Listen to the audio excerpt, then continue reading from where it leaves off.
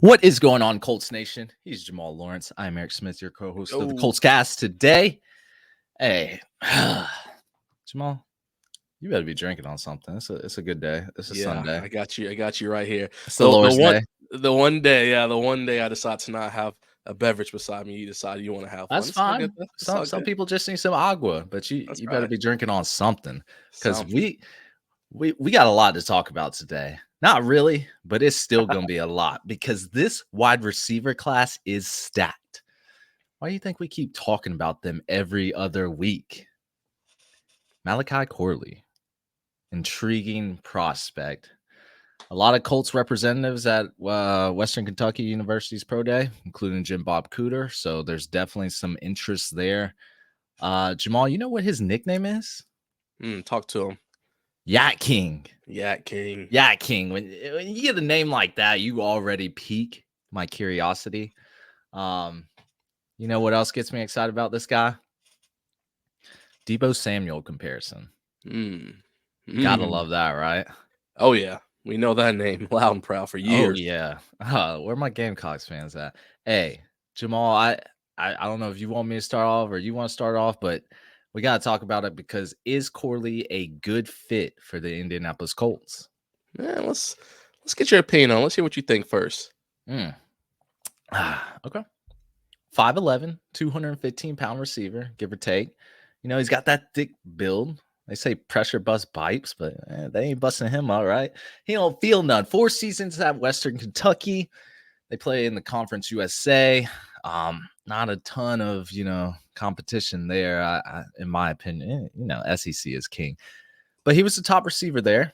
I just feel like this guy is incredible with the ball in his hands. I know he's a slot receiver. We have our slot receiver, but let's be honest, Josh Downs doesn't only line up on the slot. The run after the catch ability is evident on the film. He's got great acceleration after the catch. I won't say he's the super fastest guy, but I think he has some good speed. Some people say he doesn't have that top end speed, but I see the speed on tape. He's got a quick burst to get to that top speed, so that's what we really like. The strength to shrug off those tackles, whether it be an arm tackle or whatever, it's there. I like to see someone that can break tackles. Sorry, gotta take my sip. Michael Pittman, I think yards after catch, he was in top 15 in that category, but no other Colts receiver was in that top 15 for last year. And I feel like Michael Pittman, there was about 1 or 2 catches, he got it, and he went for like 80 yards, which is good on him. But I want to say most came on that. But he feels like a great weapon for the Indianapolis Colts. I know we got Alec Pierce, we got Josh Downs, we got Michael Pittman, we got Ashton Doolin coming back. But really, you talk about this guy, Malachi Corley. I feel like his floor can just be a gadget guy for us. He can be that secret weapon we insert on certain plays. Ceiling is obviously that Deebo Samuel, but this is someone that can be used on a particular play. Corley, I think he's going to be deadly in that quick passing game, the screen game. We like to run that and being schemed into motion. So, they might say one of his weaknesses is he can't get off press. Well, that's where Shane Steichen comes in and says, hey, we're going to get you into motion. We're going to make it so you can use that quick acceleration. Right when the ball is snapped, boom, you ain't got to worry about that because you about to take off. Immediate impact type of player to me. He was great at what he was asked to do at Western Kentucky. I feel like some people might call him a one-trick pony, but I have to give it to the young man. He's going to need time to develop. I know we're in that microwave oven era where we got to have whoever we draft, they have to be godlike their first year. Doesn't always work like that. We got Reggie Wayne. We got Shane Steichen. This guy can develop. So, yes, route tree is incomplete. Wasn't asked to do much. That's fine. That can be worked on. I want to say one of the biggest red flags I saw was the drop issue. to me, either you can catch a ball or you can't. I think you can obviously get better at it. I mean, anything you can get better at with practice, but if you have a drop issue, I don't know. I've seen some prospects who have had that drop issue, and it kind of never went away. But again, I'm sure there's been prospects that haven't. But you're transitioning to the NFL, higher level of play. Life just doesn't get easier. Jamal, I mean, to me, see, I feel like we've made a case for a lot of wide receivers, but Malachi Corley seems like, I mean, he's gonna be that, quick passing game. And Anthony Richardson, we're not just gonna be throwing deep balls, middle of the field, all that. It's not just gonna be 20+ yard bombs. We're gonna need something to complement that. And I feel like Corley could be a great addition to this team. Yeah, absolutely. And a lot of stuff you said on there, I kind of was gonna chat about too. So I'm not gonna sit there and regurgitate everything you said, but just a couple points I want to pin out there for you. Like you mentioned, that yards at the catch. I believe I read he had like over 2,000 of his yards, or yeah, of his 3,000 yards were yards after catch. I mean, that means he gets the ball, he's just taking off with it. And again, going back to his size, I know you mentioned 5'11", 215. JT is 5'10", 226. This dude is literally not between 9 and 10 pounds smaller than JT. So just put that in perspective for you. This dude is a running back at wide receiver, essentially. That's what it is. So when you think about what Shane Steichen can do with that, you talked about going in motion, you talked about how he can be used like a Deebo, whatever the case is. Can you imagine a split backfield with Richardson in the middle and has the speed and can get in the middle of the field and catch the ball? So I definitely think that there are a lot of solid things he can bring to the table like that. And again, like you mentioned earlier, he's a fighter. This dude is going to try to run you over. Again, that goes back to him being an ex-running back. I mean, he wants to run you over. He's not afraid of a DB who steps in front of him. He can take them out. He doesn't just flail to the side like, you may see some smaller wide receivers do. So it's always fun to see that, just because who doesn't want an electric player who's not afraid to take a hit, especially if it comes across the middle of the field? Because the reality of the game is, if you're on the sideline, if you're outside the hash, typically you got to be running goes. So if you got him across the middle of the field, he's not afraid to get hit. We talked about that with Josh Downs, so he can get behind the linebackers, but in front of the safeties. That open field right there is where these guys make their money, and he can be a great value for us potentially. And what can be considered, I've read some things saying of him going in the second round. Majority of things say him going in the third round.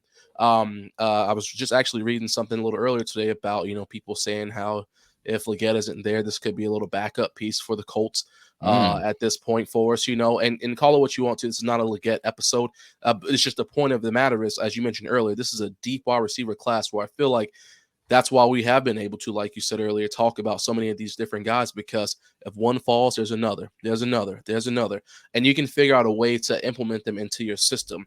And this guy seems like the kind of guy who could excel in a Shane Steichen system, where we may not get the flashy 30, 40-yard bombs, as you said earlier, but explosive, quick plays to keep driving downfield, wearing down the defense is what we want. We want the defense to not be able to get off the field and make adjustments. So if we're getting these chunk 10, 12-yard plays, play after play after play, we're pushing downfield, and you have weapons all across the field. The last thing I want to talk about is, as you mentioned earlier, that catch rate for him. I think he had like a 23.5 contested catch rate, 23.5%.